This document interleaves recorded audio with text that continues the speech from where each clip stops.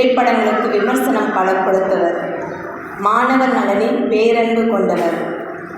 Joe Antony என அழைக்கப்பட்டவர் தற்போது கவிஞர் வருணர் என அழைக்கப்படுகிறார்.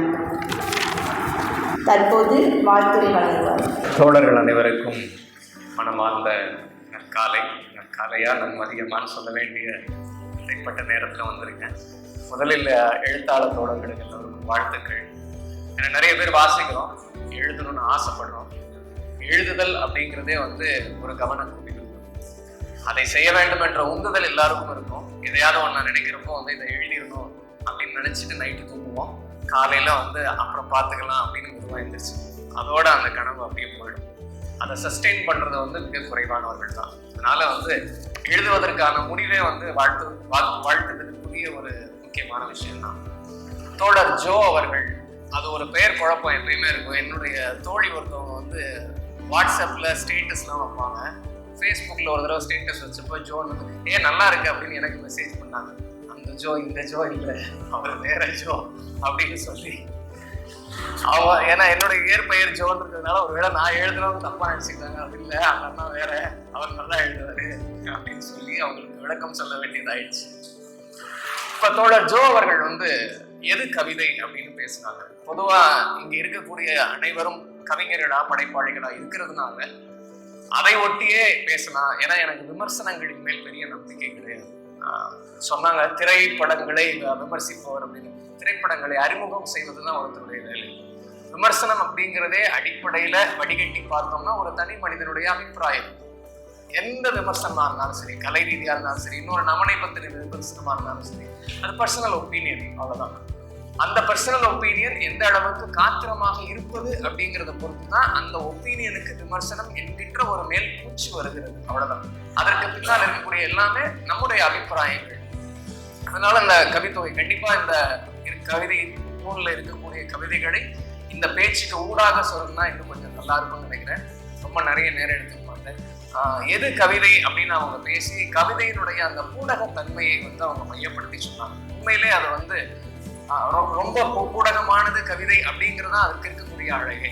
கவிதையினுடைய இன்னொரு அழகு அதை வரையறைக்கு உட்படுத்த முடியாமை, நம்ம டிஃபைன் பண்ண முடியாது. அதை ஒரு கரை கட்டி இதுதான் கவிதை அப்படின்னு சொல்ல முடியாது. நாம் அதை சொல்ல முயற்சிக்கிற பொழுதெல்லாம் கலைக்குரிய கலை படைப்புகளுக்குரிய அடிப்படையே அதுதான். நாம இதுதான் கலை, இதுதான் கலை வடிவம், இதுதான் அதற்குரிய இலக்கண விஷயங்கள் அப்படின்னு நம்ம வரையறைக்கு செஞ்சுக்கிட்டு இருக்கிறப்பவே அதை மீறி இன்னொரு படைப்பு ஒண்ணு வெளியே வந்துடும். அந்த உடைதல் அப்படின்றதுதான் அதனுடைய அழகே. இலக்கற்று திரிதல் தான் அதனுடைய மேன்மை. வரையறுக்க முடியாமை தான் அதனுடைய பலம், அதனுடைய வசீகரமும் அதுதான். இதற்காகத்தான் தொடர்ந்து கவிதைகள் எழுதிக்கிட்டே இருக்கும், கவிதைகள் வாசிச்சுக்கிட்டே இருக்கும். நான் எது கவிதை என்பதனுடைய மறுமுனையை தொடலாம்னு நினைக்கிறேன். மனித வாழ்க்கையில் கவிதை எந்த இடம் வகிக்கிறது, ஏன் ஒரு மனிதனுடைய வாழ்க்கையில கவிதை தேவைப்படுது, அல்லது எந்த இடத்துல அவன் கவிதையை இருந்தா நல்லா இருக்குமே அப்படின்னு சொல்றான்.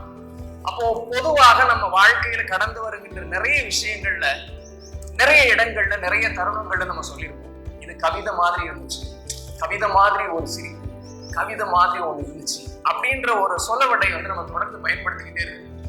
எந்தெந்த இடங்களில் நாம இது கவிதை மாதிரி இருந்துச்சு, கவித்துவமா இருந்துச்சு அப்படின்னு சொல்றோமோ அந்த இடங்களில் எல்லாம் நமக்கு விவரிக்க முடியாத ஒரு நிலை இருந்துச்சுன்னா அர்த்தம். எதை நம்மளால டிஃபைன் பண்ண முடியலையோ அதை ஒப்பிடுவதற்கு வேற எதுவுமே டிஃபைனபிள் விஷயங்கள் இல்லாத பட்சத்துல நம்ம என்ன பண்ணிக்கிறோம், கவிதையை நாடும்.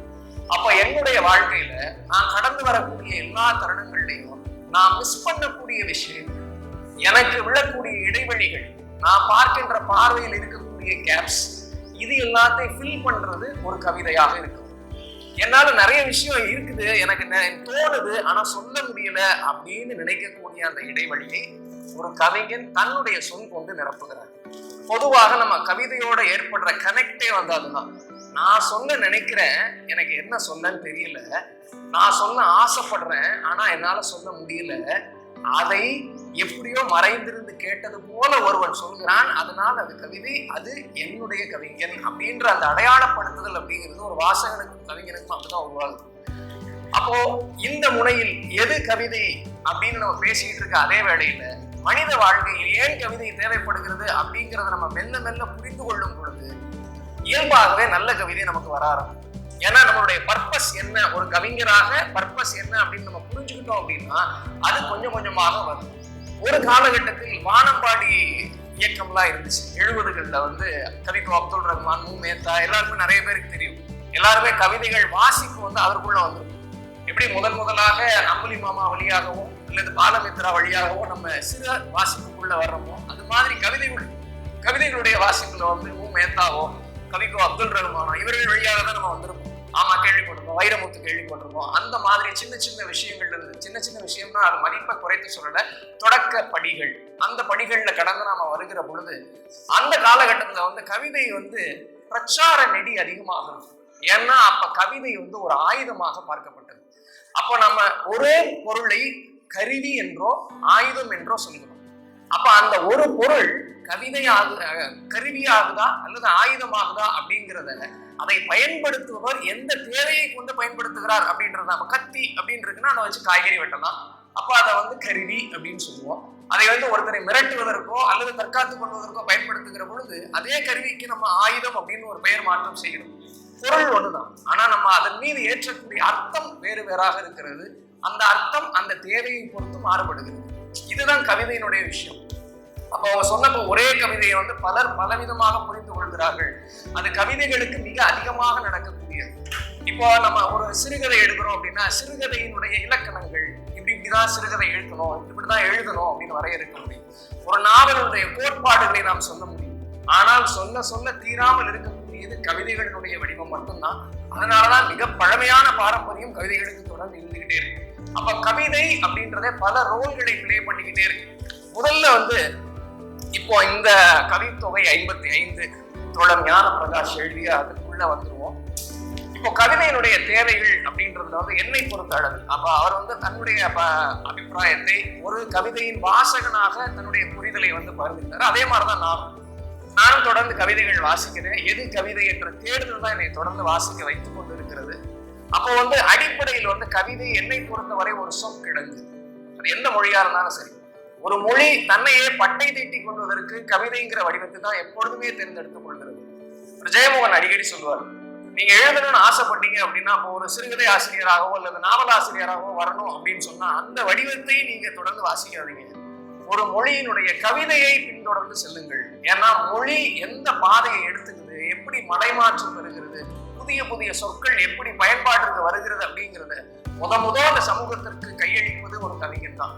அதுதான் கவிஞனுடைய, அதன் வழியாக கவிதையினுடைய சிறப்பாகவும் இருக்கிறது. அப்ப மொழியை நாம தொடர்ந்து பரிணமித்துக் கொண்டே இருக்கிற மொழியை எப்படி பயன்படுத்துறோம், எந்தெந்த இடங்கள்ல எப்படிலாம் அதை புதுசா அதனுடைய வடிவங்களை நாம மாத்துறோம் அப்படிங்கிறது ஒரு கவிதையின் மூலமாக தான் நம்ம கண்டெடுக்க முடியும். இப்போ அந்த கவிதையில வந்து சில பகுதிகளாக கவிஞர் பிரிச்சிருந்தார். அதுல உள்ளடக்கம் அப்படின்னு போட்டு முதல்ல குமுகம் அப்படின்னு ஒண்ணு இருந்துச்சு. அவரோட பிரிண்டிங் மிஸ்டேக்கோ அப்படின்னு நினைச்சுட்டு இருந்தேன். அப்புறம் தேடி பார்க்கிற பொழுது குமுகம் என்பதற்கு இணையத்தில் கிடைக்கக்கூடிய ஒரு அர்த்தமாக இருக்கிறது குறிப்பிட்ட நோக்கத்துக்காக இணைந்து செயல்படும் அல்லது பொது இயல்புகளை கொண்டிருக்கும் பல மனிதர்களினுடைய கூட்டம். சமூகம் அப்படின்ற வார்த்தையை விட இந்த குமுகம் அப்படின்ற வார்த்தை இன்னும் ஒரு அழகை, இன்னும் ஒரு ஆழத்தை அதற்கு கொடுக்கிறது. ஏன்னா சமூகம் அப்படின்றத சொல்லுகிற பொழுது அது வேறு அர்த்தங்களுக்கு இட்டு செல்லக்கூடிய வாய்ப்பு இருக்கிறது. அப்ப குமுகம் அப்படின்ற இடத்துல அதை பயன்படுத்துகிற பொழுது இன்னும் அழகாக இருக்கிறது. அப்ப அந்த ஒரு கவிதையின் இந்த தொகுதியின் மூலமாக பல புதிய சொற்களினுடைய அறிமுகம் எனக்கு கிடைக்கிறது. என்னுடைய சொல் வளம் அதனால் பெருகுகிறது. அதற்கடுத்து கவிதை வந்து ஒரு கருவி அப்படின்னு நம்ம சொன்னோம். அதுல இந்த குறிப்பாக சாராயம் அப்படின்னு ஒரு கவிதை இருக்குது. அந்த குமுகம் அப்படின்றது சமூகம் சார்ந்த கவிதைகளே அவர் எழுதியிருக்காரு. கவிதையை மட்டும் நான் வாசிக்கிறேன், நேராயிடுச்சு ரொம்ப. குழந்தைக்கு பால் வாங்க கடன் வாங்கினேன், அதை வாங்கி சாராயம் வாங்கினான். இன்று என் குழந்தைக்கு பாலும் இல்லை தகப்பனும் இல்லை. என் குழந்தை தகப்பன் இறப்புக்கு அழுமா இல்லை பசிக்கு அழுமா. அதாவது நம்ம பொதுவா நினைச்சுக்கிட்டு இருக்கோம் கவிஞர்கள் பொதுவாகவே ரொம்ப கான்சியஸா எழுதணும்னு நினைக்கணும். அது வந்து ஒரு தவறான புரிதல்ங்கிறது தொடர்ந்து கவிதையில இயங்குறப்பதான் நமக்கு புரியும். நாம கலை வடிவத்துல, அதாவது எழுத்து கலையில சொல்றோம், எழுத்து கலையில எல்லா வடிவங்களையும் நம்ம கான்சியஸா செய்ய வேண்டிய தேவை இருக்கு. மன ஓர்மை அந்த இடத்துல இருக்கு, மன குவிவு ஒரு இடத்துல இருக்க வேண்டியிருக்கு. ஆனா நம்ம அன்கான்சியஸா மட்டும்தான் நல்ல கவிதைகளை அடைய முடியும். நம்மையும் மீறிதான் சில இடங்கள்ல வந்து சொற்கள் வருகிறது. அந்த நம்மை மீறி என்ன வந்துருதுன்னு பார்க்கிற அந்த சுகத்துக்காக தான் தொடர்ந்து எழுதவே முயற்சி பண்றோம். அதை எழுத ஆசைப்படுகின்ற ஒவ்வொருத்தருக்கும் அது தெரியும். அந்த மொமெண்ட் நாம தான் நம்ம எழுதுறதுடைய முதல் வாசகர். அப்ப நம்மை அது பரவசப்படுத்துகிறதா? அந்த பரவச கணத்திற்காகத்தான் எல்லாரும் எழுதுறதுக்கு சாகுறாங்க. எழுதுறதுக்காக என் வாழ்க்கையை விடுறதுக்கு தயாரா இருக்காங்க. இன்னைக்கு நான் ஃப்ரெண்ட்ஸ் கூட சுத்திட்டு இருக்கலாம், இல்ல வேண்டாம் நான் ஒரு அறைக்குள்ள என் கதவை பூட்டிக்கிட்டு என்னைய நானே வருத்திக்கிறேன் அப்படின்னா அந்த சுகம் தான். அந்த சுகத்திற்கு ஈடான சுகம் வேற எதுவுமே கிடையாது. அதே சுகத்திற்கு இணையான ஒரு சுகத்தை எப்போ என்னால என் சொல்லின் வழியாக ஒரு வாசகனுக்கு கடத்த முடிகிறதோ, அவனை நான் அடைந்த சுகத்தை கொஞ்ச நேரமாவது என் எழுத்தின் மூலமாக அடைய வைக்க முடிகிறதோ, அங்கதான் இருக்குது என்னுடைய எழுத்தினுடைய வெற்றி. நான் அடைந்த பரவசத்தை என் வழியாக வந்த இந்த எழுத்தின் மூலமாக அவனது மனதில் ஏற்றிவிட முடிந்தால் நான் ஒரு எழுத்தாளனாக ஜெயிக்கிறேன், ஒரு கவிஞனாக ஜெயிக்கிறேன். இவ்வளவுதான் எழுத்திற்கும் எழுத்தாளனுக்கும் வாசகருக்கும் இடையில் இருக்கின்ற உறவாக நான் இருக்கிறேன். ஏன்னா நான் வாசித்த எழுத்தாளர்கள்லாம் எனக்கு அந்த பரவசத்தை எப்படி கொடுக்குறாங்கன்றதை நான் அனுபவிக்கிறேன். எழுத்து ரொம்ப வேகமா வாசிக்கணுன்ற அவசியமே கிடையாது. நாம முதல்ல ரசிப்பதற்காகவும் ருசிப்பதற்காகவும் தான் வாசிக்கிறோம். அதனால இத்தனை புத்தகங்கள் நான் வாசிப்பேன், இவ்வளவு வேகமா நான் வாசிப்பேன்னு சொல்றதுல எப்பயுமே எனக்கு உடன்பாடு கிடையாது. எவ்வளவு தூரம் நம்மளால ஒரு குலோப் ஜாமுன்ல ஒரு ஸ்பூன் எடுத்து வைக்கிறதுக்கு எனக்கு 1 மணி நேரம் ஆகுது அப்படின்னா நான் ரொம்ப ஸ்லோ கிடையாது, ரொம்ப டேஸ்டியா அதை ஃபீல் பண்ணி சாப்பிடுறேன் அர்த்தம். So that's it. இந்த கவிதை ஏன் எனக்கு பிடிச்சது அப்படின்னு சொன்னா, ஒரு பெண்ணினுடைய ஒரு அபலை பெண்ணுன்னு சொல்லலாம். அப்போ ஒரு குடிகாரனுடைய மனைவியினுடைய பார்வையிலிருந்து அந்த கவிதை வருது. குழந்தை பால் வாங்க கடன் வாங்கினேன். அது நேச்சுரலி அவர் குடிகாரராக இருந்தார், வீட்டுக்கு சம்பாத்தியம் கொடுக்க மாட்டாரு. அதை வாங்கி சாராயம் வாங்கினான். அதையும் வாங்கிட்டு போய் அவர் சாராயம் வாங்கிட்டாரு. இன்று என் குழந்தைக்கு அவன் காசை வாங்கிட்டு போனதுனால பாலும் கிடையாது, அவன் போய் குடிச்சு இறந்து போனதுனால தகப்பனும் கிடையாது. இப்ப அந்த குழந்தைக்கு எதுவுமே புரியாது. தன் தந்தையினுடைய இழப்பை உணரக்கூடிய வளர்ச்சி அந்த குழந்தைக்கு கிடையாது. என் குழந்தை தகப்பன் இறப்பிற்கு அழுமா இல்லை பசிக்கு அழுமா? இந்த கேள்விகள் ரொம்ப ஆழமானது. நம்மளால பதில் சொல்ல முடியாத கேள்விகளை நிறைய கவிதைகள் எழுப்பிக் கொண்டே இருக்கு. இதை நாம வருந்தலாமே ஒழிய அதுக்கு பதில் நமக்கு கிடையாது. சமூகத்திலையும் அதுக்கு பதில் கிடையாது. அப்ப அந்த கேள்வியில் தொக்கி நிற்கக்கூடிய நம்மளுடைய மனம்தான், அதனில் இருக்கக்கூடிய வழிதான் இந்த கவிதையினுடைய வெற்றியாக நான் பார்க்கிறேன். இப்ப அடுத்ததாக காணாததை காண செய்வது. காணாததை காண செய்வது அப்படின்னு சொல்றது தோழர் ஜோ அதை சொன்னாரு.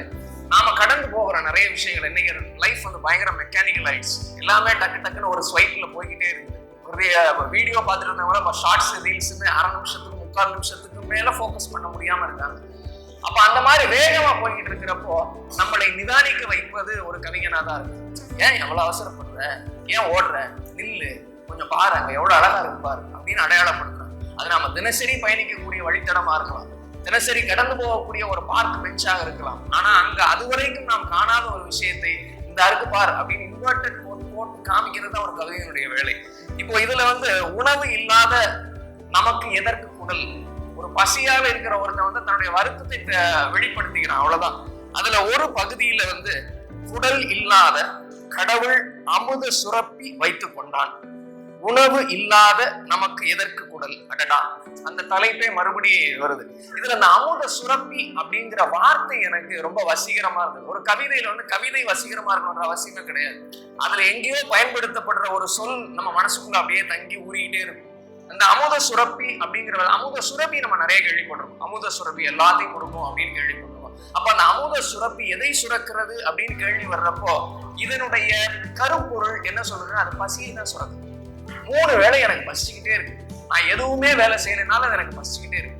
தொடர்ந்து விடாமல் ஒரு கடிகாரம் உடலுக்குள்ள ஓடிக்கிட்டே இருக்கு, பசி பசி பசின்னு அது கத்திக்கிட்டே இருக்கு. அப்ப அந்த கடிகாரம் சொல்லுறது தான் அந்த அமுத சுரப்பி அப்படிங்கிறது சொல்லுது. நான் இதுவரைக்கும் பார்க்காத ஒரு பார்வையை நான் உணர்ந்த விஷயம் இப்ப கொஞ்ச நேரத்தை பசிக்க ஆரம்பிச்சிடும். 12 மணி தாண்டிடுச்சு எல்லாருக்கும். அந்த பசிங்கிறது நமக்கு புரிந்த உணர்வு, ஆனால் அதை புரியாத ரூபத்தில் அது புதிதாக தொட்டு காட்டுகிற பொழுது அது எனக்கு நல்லா இருக்கு. அது ஒரு கவிதையினுடைய அழகினுடைய இன்னொரு விஷயமாக நான் பாக்குறேன். அப்புறம் காண்பதில் புதிதென காட்டுவது, அதாவது சுருக்கமா சொல்றதுன்னா, கண்ட காட்சி காணாத கோணம். நம்ம எல்லா விஷயங்களையும் ரெகுலரா ஒரே விஷயத்த பாக்குறோம், ஆனா ஒரே மாதிரி பார்க்கறது கிடையாது. அப்ப நாம பார்த்து பழகியதாக எல்லாவற்றையும் புரிந்ததாக நினைத்து கொண்டிருக்கிற விஷயத்தில் கூட இன்னும் புரிஞ்சுக்கிறதுக்கு கொஞ்சம் இருக்குது. அப்போ ஒவ்வொரு சின்ன சின்ன விஷயத்திலும் இருக்கக்கூடிய அந்த முடிவின்மை, இன்ஃபினிட்டி, எந்த விஷயத்துல இன்ஃபினிட்டிங்கிறது நம்மளுக்கு தெரியாத நிறைய இல்லை. அந்த ஒரே விஷயத்துக்குள்ளேயே தெரியாத பல அம்சங்கள் இருக்கிறது, பல பரிமாணங்கள் இருக்கிறது. அந்த பரிமாணங்களை விளக்கி சொல்வதற்கு ஒரு கவிதை நமக்கு தேவைப்படுகிறது. அதே மாதிரி இன்னொரு கவிதையில அன்புடன் பிச்சைக்காரன், ஒரு பிச்சைக்காரன் வந்து தனக்கு உணவிடக்கூடிய ஆட்களை அல்லது அந்த தெரு நபர்களை பற்றி பேசுகிற மாதிரி வருது. அந்த கவிதையினுடைய முடிவு இப்படியா இருக்குது. மெத்த வீடு கேட்கலையே, ஓலை குடிச சொர்க்கம் தான் அப்படின்னு ஒவ்வொன்னா அவன் பெருசா கேட்கல, சின்னதா கேட்கிறான் எல்லாத்தையும். கடைசியா முடிகிற பொழுது, வயிற்றுக்காக அனைவரின் பிள்ளை ஆனேன், அம்மா அம்மா என்று அழைத்ததாலே நான் தான் அன்புடன் பிச்சைக்காரன். ஒரு பிச்சைக்காரன் ஒரு மடல் எழுதுறது போல அந்த கவிதை முடிகிறது. வயிற்றுக்காக அனைவரின் பிள்ளை ஆனேன். அம்மா அம்மா என்று அழைப்பது வந்து நம்ம எல்லாருமே நம்மளுடைய அம்மாவை அழைப்போம், அல்லது அம்மா ஸ்தானத்தில் இருக்கக்கூடிய நாம் மதிக்கக்கூடிய நபர்களை மட்டும்தான் அழைப்போம். எல்லாரையும் நம்ம அம்மா அம்மா அம்மான்னு கூப்பிட்டே இருக்க மாட்டோம், அதே எண்ணத்தோடு அழைக்க மாட்டோம். அம்மாங்கிறது சொல் தானே, அந்த சொல்லுக்குள்ள என்ன எண்ணம் இருக்கிறது அதுதான் முக்கியம். அப்போ இங்க அவன் வயிற்றுக்காக ஒவ்வொரு வீட்டு வாசல்லையும் போய் எல்லாரையும் தன் தாய்மார தாயே எனக்கு பிச்சை போடு அப்படின்னு சொல்றான். அது வந்து ரொம்ப அழகாக இருந்தது.